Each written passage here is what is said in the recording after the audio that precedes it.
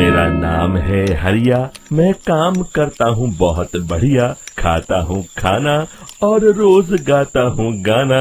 अरे यार, आज तो बहुत देर हो गई। इस खतरनाक जंगल को देखकर तो मेरे हाथ पैर ठंडे हो गए हैं।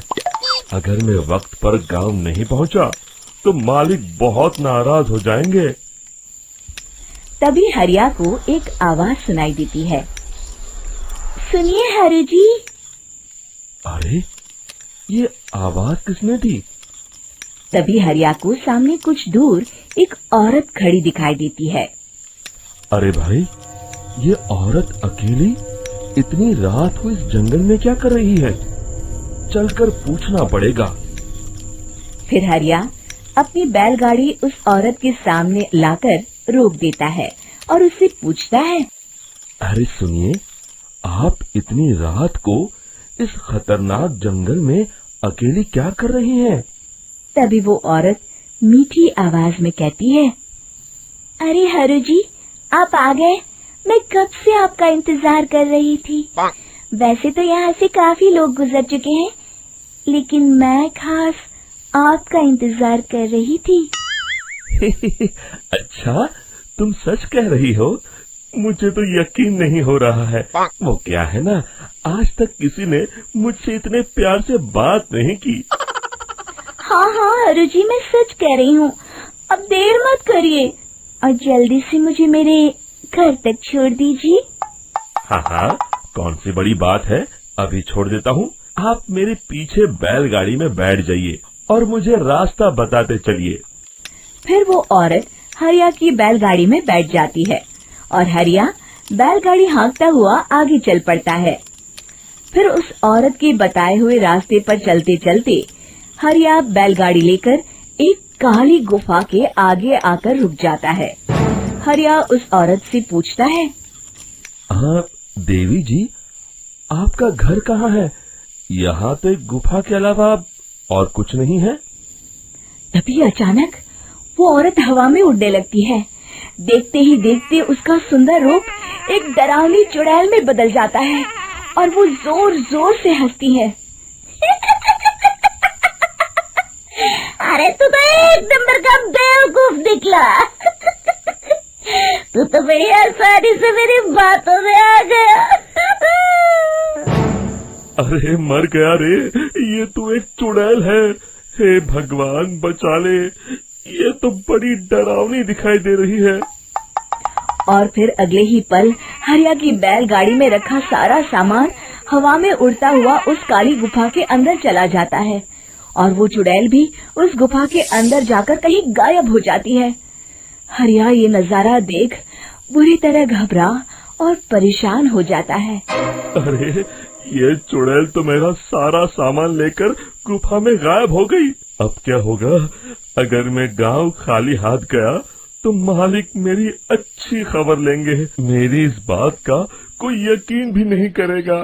फिर आखिर वही हुआ। हरिया के मालिक चंपक सेठ को हरिया की किसी भी बात पर रत्ती भर भी यकीन नहीं हुआ। चंपक सेठ को लगा हरिया झूठ बोल रहा है और उसने ही लालच में आकर सारा सामान हड़प कर लिया है। फिर हरिया को बेईमान समझकर चंपक सेठ उसे काम से निकाल देता है। अगले दिन अपनी दुकान में परेशान बैठा चंपक सेठ गुस्से में बड़बड़ाता है। अरे, दुकान में तो सामान बिल्कुल भी नहीं है। अब मुझे ही शहर जाकर सामान लाना होगा। फिर वो अपनी बैलगाड़ी लेकर शहर चला जाता है। शहर से सामान लेकर जब चंपक सेठ वापस गांव लौट रहा होता है, तभी उसे एक आवाज सुनाई देती है। चंपक जी, ओ चंपक जी। अरे, ये तो कोई मेरा नाम लेकर मुझे पुकार रहा है। फिर उस रास्ते में वही औरत खड़ी दिखाई देती है। फिर क्या था, हरिया की तरह चंपक सेठ भी उस औरत के पास अपनी बैलगाड़ी लेकर जाता है और वो भी उसकी चिकनी चुपड़ी बातों के मोह जाल में फंस जाता है। फिर चुड़ैल उसे भी अपनी गुफा तक ले जाती है और उसका सारा सामान लेकर गुफा में गायब हो जाती है। बेचारा चंपक सेठ लाचार होकर खाली हाथ गांव लौट आता है। फिर ये उस जंगल में रोज की बात हो जाती है। जो कोई भी शहर से कुछ लेकर गांव की तरफ लौटता, वो चुड़ैल उसे बेवकूफ बनाकर उसका सारा सामान लेकर गुफा में गायब हो जाती।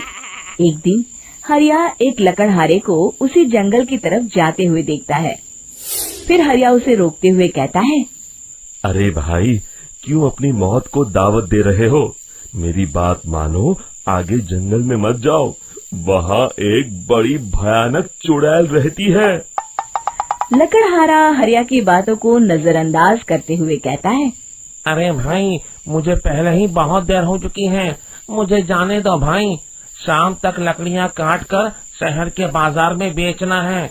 तुम अपनी ये कहानी किसी फुर्सत में बैठे इंसान को सुनाओ, मैं तो चला। इतना कहकर लकड़हारा वहाँ से आगे जंगल की तरफ चला जाता है। फिर अगले दिन गांव के मुखिया के घर के बाहर बहुत सारे लोग जमा हो जाते हैं। तभी हाथ में कुल्हाड़ी लिए खड़ा लकड़हारा कहता है, अरे मुखिया जी, अब आप ही हमें बचाइए उस जंगल वाली चुड़ैल से। हमारा सारा काम तो शहर से ही होता है। अरे मुखिया जी, उस चुड़ैल की वजह से तो मैं पूरी तरह बर्बाद हो गया हूँ। हम सबको मिलकर उस चुड़ैल का कोई इलाज करना पड़ेगा। तभी भीड़ में खड़ा वीरा कहता है, आप लोग चिंता मत करिए, कल से वो चुड़ैल किसी को नहीं लूट पाएगी। मेरे पास एक बहुत अच्छी तरकीब है। तभी चंपक सेठ उसका मजाक उड़ाते हुए कहता है, अरे तेरा नाम वीरा है तो क्या हुआ? तूने अभी उस चुड़ैल को देखा नहीं है? जाकर अपना काम कर, बड़ा आया। तब मुखिया जी कहते हैं, नहीं चंपक सेठ, मुझे लगता है हमें इस लड़के को एक मौका देना चाहिए।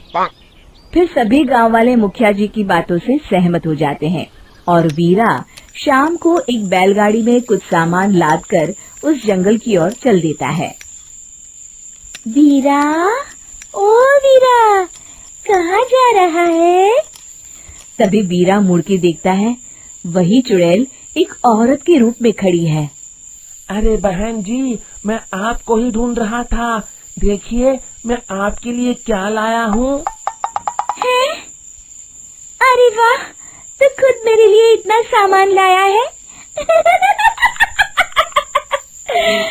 तू ही अकेला गांव में समझदार है। जरा देखो, मैं भी खोल के, बड़े भूख लगी है। जैसे ही चुड़ैल उस सामान पर से कपड़ा हटाती है, एक भगवान शिव की तेज रोशनी उसके अंदर मूर्ति से निकलती है और चुड़ैल अपने असली रूप में आकर जलने लगती है। अरे मैं जल रही हूँ, बचाओ! बचाओ! ओम नमः शिवाय, मर गई मैं! देखते ही देखते वो चुड़ैल राख के साथ उड़ जाती है और सभी गांव वाले भी वहां आ जाते हैं। शिक्षा बुराई पे सदा अच्छाई की ही जीत होती है।